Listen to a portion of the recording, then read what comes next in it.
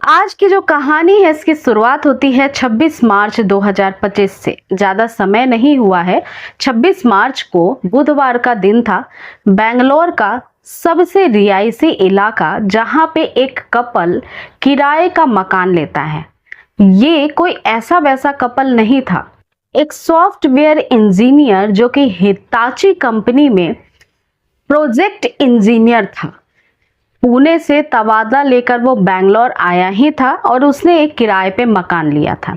ये जो मकान था ये 2 फ्लोर का था। नीचे के तलगर के फ्लोर पे मकान मालिक रहते थे और ऊपर का फ्लोर इस इंजीनियर ने लिया हुआ था।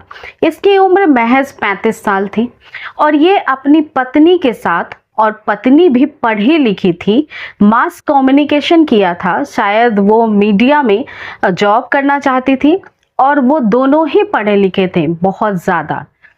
पुणे से ट्रांसफ़र लेकर के ये बैंगलोर आते हैं कपल, किराए का घर लेते हैं क्योंकि जो इंजीनियर राकेश था इसकी जो जॉब थी वो वर्क फ्रॉम होम थी। अच्छा खासा उसको पैसा मिल रहा था, लेकिन जॉब पुणे से ट्रांसफ़र होके बैंगलोर आया था, तभी उसकी जो सैलरी थी वो हाइक करती। इस वजह से वो बैंगलोर शिफ्ट होने का सोच रहे थे।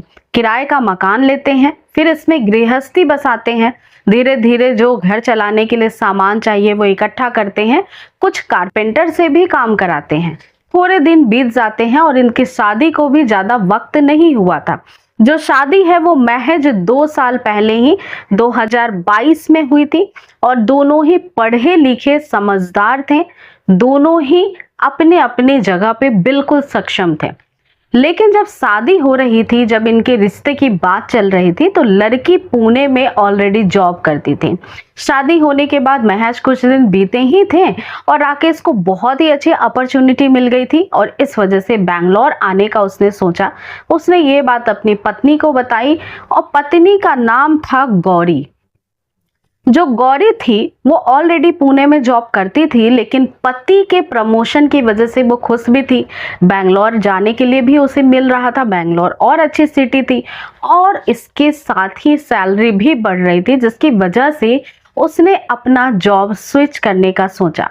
उसने सोचा कि जॉब ये जो पुणे में कर रही हूँ वो उसे छोड़ देती हूँ, बैंगलोर जाकर फिर दूसरा जॉब ज्वाइन कर लूँगी। अब दोनों कपल ने इस डिसीजन पे ही काम करना शुरू किया। वो बैंगलोर आ गए, बैंगलोर में घर वगैरह ले लिया, सब कुछ बिल्कुल सही था।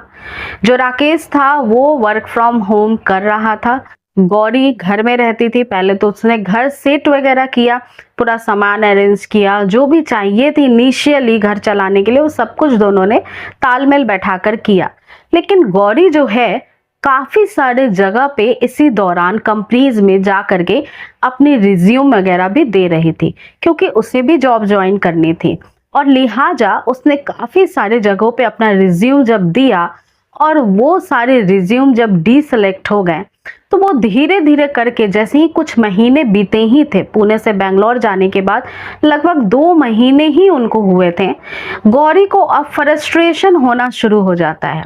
वो बड़ी दुखी सी रहने लगती है। वो देखती है कि उसका पति राकेश काम में लगा रहता है, लेकिन उसके पास कुछ ज़्यादा काम नहीं है, घर चलाना है और दिन ब दिन वो जॉब के प्रेशर में कि वो जॉब नहीं कर पा रही है, क्योंकि वो एक बहुत महत्वाकांक्षी लड़की थी।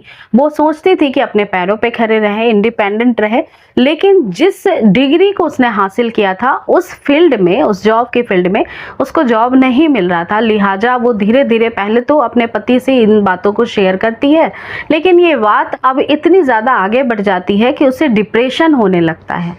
वो कई बार इस बातों को करते करते अपने पति के साथ झुंझलाने लगती है, गुस्सा करने लगती है। लिहाजा राकेश जो है उसे कई बार समझाता भी है कि इन बातों को लेकर के परेशान ना हुआ करे, जॉब मिलने में थोड़ा वक्त लग सकता है, उसे फिर से ट्राई करना चाहिए और इन चीज़ों से ज़्यादा परेशान उसे नहीं होना चाहिए। और इसी तरह से इस कपल का लाइफ चल रहा था। 26 फरवरी का वो एक ऐसा दिन था जो इनके जीवन का सबसे मनहूस दिन साबित होता है। 26 तारीख को जो ये राकेश है वो अपने जॉब को कंप्लीट करके शाम तक अपना काम, वर्क फ्रॉम होम ही था तो वो घर पे ही रहता था, ख़त्म कर चुका था। इसके बाद उसकी जो पत्नी गौरी थी वो किचन में सब्जी और चावल बना रही थी। खाना बनाने के बाद डाइनिंग टेबल पे गौरी ने खाना रखा और अपने पति को खाने के लिए बुलाया। जब दोनों ही खाने के लिए बैठते हैं डाइनिंग टेबल पे, तो गौरी फिर से जो है यही बात लेकर के बैठ जाती है कि उसे जॉब नहीं मिल रहा है। लिहाजा जो गौरी थी इस वक्त बहुत परेशान हो चुकी थी। उसके पति से उसने बहुत चिढ़ कर ये बात कही कि मुझे जॉब नहीं मिल रहा है और शायद पुणे मेरा आना, डिसीजन लेना तुम्हारे साथ बहुत ज़्यादा बुरा था मेरे फ्यूचर के लिए, क्योंकि मैं तो जॉब नहीं कर पा रही हूँ, तुम्हारी जॉब भी है, तुम अच्छा खासा काम करते हो, अपने काम में लगे रहते हो और तुम्हें किसी चीज़ की कोई दिक्कत नहीं है। घर का सारा काम मैं करती हूँ और मेरा करियर तो शायद ख़त्म ही हो चुका है। और यहाँ से पहले तो नोक झोंक शुरू होती है। जैसा कि पहले होता था, राकेश उसे समझाता है लेकिन वो समझती नहीं है, बहुत ज्यादा गुस्सा हो जाती है, चिढ़ जाती है और बातों ही बातों में दोनों के बीच काफी ज्यादा जोर से लड़ाइयां होना शुरू हो जाती हैं। इस बीच गौरी जो थी वो अपने पति को एक चाटा लगा देती है। गुस्सा होने के बाद, थप्पड़ मारने के बाद वो किचन में जाती है। किचन के सेल्फ पे चाकू पड़ा था, चाकू उठाती है और बड़े ही गुस्से में वो अपने पति राकेश की तरफ उस चाकू को फेंक देती है। और इस तरह का व्यवहार पहली बार गौरी ने शायद अपने पति के साथ किया था। इस बात पे राकेश को बहुत गुस्सा आता है और वो उसी चाकू को उठाता है, गौरी की तरफ जाता है और लगातार गुस्से में गौरी पे वार करता है। लगभग 2 से 3 बार करता है। गौरी फर्श पे गिर जाती है, लहूलुहान हालत हो जाती है और कुछ ही वक्त में प्राण भी छोड़ देती है, मतलब मर जाती है। अब जो ये सॉफ्टवेयर इंजीनियर था राकेश, इसे पता चल जाता है कि उसकी पत्नी शायद बची हुई नहीं है, क्योंकि जब उसका गुस्सा ठंडा होता है, जब वो फर्श पे पड़ी रहती है, जब वो अपने आपे में आता है, उसे समझ आता है कि उसकी राकेश से अब एक मर्डर हो चुका है, वो भी उसकी पत्नी का, तो वो काफी ज्यादा जो है डर जाता है और डर कर चाकू फेंकता है। वो पहले फर्श पे बैठता है, अपनी पत्नी को देखता है, पत्नी की सांसें थम चुकी थी। अब वो अपनी बीवी से बातें करना शुरू करता है। वो कहता है कि गौरी, अगर तुमने मुझे इस तरह परेशान नहीं किया होता तो शायद मैं ये कदम कभी नहीं उठाता। मैंने तुम्हें समझाया था कि तुम्हें जॉब मिल जाएगी। इस चीज को लेकर के लड़ाई झगड़ा करना, डेली बहस करना, ये सही नहीं है। मैं वर्क फ्रॉम होम की वजह से घर पे रहता था, शायद इस वजह से तुम हर एक घंटे या फिर हर दिन मुझे ये बात कहती थी और ये बात बिल्कुल सही थी नहीं। मैं क्यों चाहूँगा कि मैं तुम्हारा करियर ख़त्म कर दूं। मैं तुम्हें समझाता था कि जॉब मिल जाएगी, थोड़ा वक्त लग सकता है। इस तरह से वो घंटों अपनी बीवी से सवाल करता है। सुबह के लगभग 9 से 10 बज जाते हैं। अब राकेश थोड़ा संभलता है, उस जगह से उठता है और एक बड़ा बैग लेकर के आता है, क्योंकि 2 महीने पहले ही उन्होंने शिफ्टिंग की थी, इसलिए घर में बैग खाली पड़ा था। अब वो जो बड़ा ट्रॉली बैग था उसके अंदर अब अपनी पत्नी की लाश को पैक करता है और इस बैग को जाकर बाथरूम में रख देता है। इसके बाद वो तैयार होता है, गाड़ी की चाबी लेता है, उसके पास होंडा सिटी कार होती है। अब वो कार में बैठता है और फिर पुणे की तरफ रवाना हो जाता है। इस वक्त लगभग 11 से 12 बज चुके थे। वो पुणे के रास्ते में जैसे ही हाईवे पे जाता है, 2 से 3 घंटे हो जाते हैं। 5 घंटे जब हो जाते हैं तब वो एक नंबर मिलाता है और ये नंबर उसी कारपेंटर का था जिसने उसके घर पे काम किया था। जब कारपेंटर काम कर रहा था, कारपेंटर से दोस्ती हो जाती है, थोड़ी बहुत बातचीत होती है और उस बिहाफ पे कारपेंटर इन 2 कपल को बहुत अच्छे से पहचानता था और इस बिहाफ पे जो है कारपेंटर की दोस्ती हो गई थी एक तरह से। और ये गौरी को और उसके हस्बैंड राकेश को बहुत अच्छे से पहचानता था। अब राकेश उसे कहता है कि गौरी की बॉडी जो है, गौरी को मैंने मार दिया है और गौरी की जो डेड बॉडी है वो घर में पड़ी हुई है और जल्दी से इस बात की जानकारी मकान मालिक तक पहुंचा दो ताकि पुलिस आए और बॉडी को रिकवर कर ले। और साथ ही ये भी कहना मकान मालिक से कि गौरी के परिवार वालों को भी बता दिया जाए।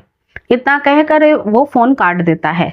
अब कारपेंटर जब ऐसा सुनता है कि कोई महिला जो है वो मर चुकी है, उसका मर्डर हो चुका है, वो तुरंत ही भागता है, गाड़ी उठाता है और सीधे गौरी जिस घर में रहती थी उस मकान मालिक के पास जाता है, उसे बताता है कि आपके घर में जो किराए पे मकान लेकर के आपका रह रहे थे ऊपर के फ्लोर पे, उनकी पत्नी की हत्या हो गई है और उसकी बॉडी कमरे के अंदर ही है। मकान मालिक ये बात सुनते ही 1 सेकेंड की भी देरी नहीं करते हैं और तुरंत ही पुलिस को फोन लगाते हैं। बेंगलोर पुलिस को जब फोन करते हैं, वो इसी बात की जानकारी देते हैं कि महज 2 महीने पहले एक कपल उनके घर में किराए पे आया है और ऐसी ऐसी बात वो बोल रहा है। अब पुलिस की एक टीम मौकाए वारदात पे आती है। रूम का दरवाजा बंद होता है, उसे खोला जाता है, जैसे तैसे लॉक को तोड़ा जाता है। अंदर जब पुलिस जाती है तो देखती है कि कोई भी डेड बॉडी तो है ही नहीं। पहली नजर में पुलिस को ये शक था कि अगर कोई मरता भी है तो उसने अपने आप को खत्म किया होगा, उसकी बॉडी आसानी से दिख जाएगी, पर ऐसा नहीं होता है। जब इस पूरे कमरे की, पूरे मकान की तलाशी ली जाती है, तब बाथरूम के अंदर बैग के अंदर अब गौरी की लाश मिलती है, जिसे बरामद किया जाता है, पोस्टमार्टम के लिए भेजा जाता है। इधर गौरी के परिवार वालों को भी कॉल लगाया जाता है, उनको भी इस बारे में बताया जाता है और गौरी का हस्बैंड राकेश के बारे में अब जो लैंडलॉर्ड थे, यानी घर के मकान मालिक, उनसे थोड़ी पूछताछ की जाती है।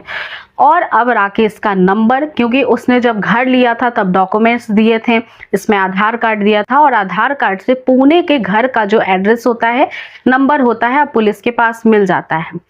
इधर जो राकेश था, उसने कारपेंटर को फोन करने के बाद तुरंत ही पुणे के पुलिस स्टेशन में कॉल किया था और ये पुलिस स्टेशन था सहरवाल पुलिस स्टेशन। सहरवाल पुलिस स्टेशन पे उसने कॉल करके इसी बात की जानकारी दी थी कि उसने अपनी पत्नी का कत्ल किया है और वो सरेंडर कर देगा पुलिस स्टेशन पे ही आके।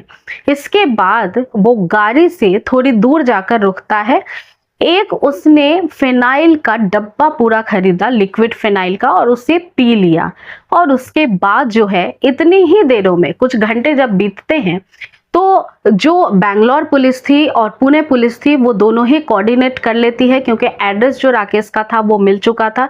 एक टीम बेंगलोर से रवाना भी हो गई थी पुणे की तरफ पुलिस की, ताकि राकेश को पकड़ लिया जाए रास्ते में ही। इधर राकेश पूरी फिनाइल का डब्बा पी करके पुलिस स्टेशन पे, सहरवाल पुलिस स्टेशन पे पहुंचता है। लड़खड़ाता रहता है, कुछ पुलिस कांस्टेबल उसे संभालते हैं और वो सीधे जाकर के कहता है कि मेरा नाम राकेश है, मैंने फोन कर बताया था कि मेरे हाथों से मेरी पत्नी का कत्ल हुआ है और मैं सरेंडर करने आया हूँ। इतना कहते ही पुलिस उसे गिरफ्तार करती है। तुरंत ही उसे नजदीकी अस्पताल भेजा जाता है, उसका कुछ इलाज होता है और वो बच जाता है और अभी वो पुलिस की गिरफ्त में है। जब राकेश से और पूछताछ होती है तब पता चलता है कि एक छोटी सी बात पे इन दोनों कपल के बीच में, मियाँ बीबी में झगड़ा हुआ और जिसका नतीजा ये निकला कि एक मर्डर हो चुका है। तो जब ऐसी कहानियां सामने आती हैं तो लोगों को ये भी सोचने पे मजबूर करती हैं कि गुस्से के ऊपर कंट्रोल करना कितना जरूरी होता है। गुस्सा उतना ही होना चाहिए या करना चाहिए जितने में कोई बहुत बड़ा हादसा ना हो जाए। तो आज की जो कहानी थी वो यहीं तक थी। इस कहानी का सुनाने का मेरा मकसद आप सभी की भावनाओं को ठेस पहुंचाना नहीं था। आप जहां भी रहें, स्वस्थ रहें और सुरक्षित रहें और सचेत रहें। तो अगली मुलाकात नई कहानी के साथ होगी। अगर आपको क्राइम की स्टोरी सुनना पसंद है तो आप चैनल को सब्सक्राइब कर सकते हैं और वीडियो को लाइक कर सकते हैं। धन्यवाद।